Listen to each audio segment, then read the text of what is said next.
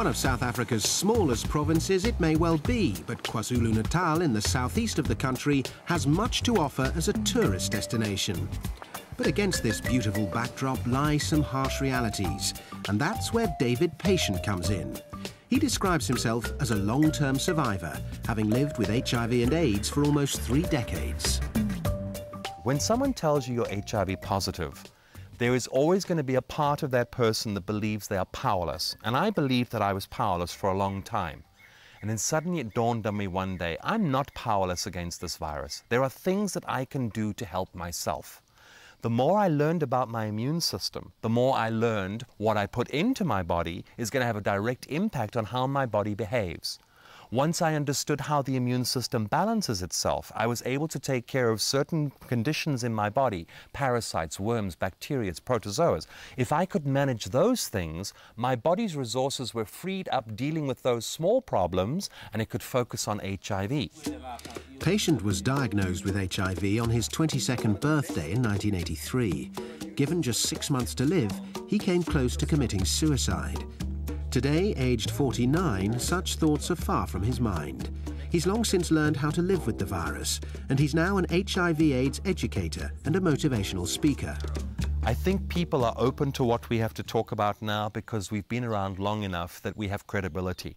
So when I say to somebody, you need to be eating this, this, and this, they look at me and they go, well, he's done it. And not only has he done it, the research that he's using to back up what he's saying also supports what he's saying. So we have nothing to lose but to try. I know in the back of my mind, I'm there as an HIV/AIDS educator. But if I wind up working in a water problem, or if I wind up working on a sanitation problem, or I wind up working on an education problem to help those quality of their lives, what have I just done? I've gained their trust. I've gained their respect, I've got insight into who they are and what is important to them. I can very easily embed my agenda within what they want. Here in KwaZulu-Natal, the second most populated province in the country, HIV infection rates are higher than in any other part of South Africa, with the rural areas worst affected. It's here that Patient's employer, the And Beyond Foundation, has encouraged him to spread the message of positive living, which was developed by himself and his long-term partner, Neil Orr. And it certainly had an impact. My people are dying at home, so I must do something. And I had lost, for your information, I had lost all my family members.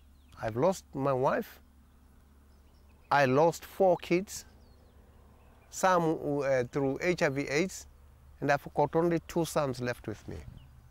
So my only mission was to save other lot. So I'm very grateful of David Patient and Neil Orr. They gave me an eye-opener to look at the things, and I regard this program as God-given. Yeah. The 2010 FIFA World Cup has played a key role in Patient's work. He knows the power that football has in these parts, and for a few years now has used that knowledge to encourage people to change their behaviour and adopt healthier lifestyles if they want to be around to witness the tournament at close quarters. If people do not have a compelling future to move towards, they have nothing warranting protection. So we simply looked at the FIFA World Cup program and going, well, hang on a second, how can we link a compelling future for that young kid in a township somewhere who's living in abject poverty, probably got no shoes, plays on a dusty field, and they roll up a newspaper and make a soccer ball out of it. How can we create a compelling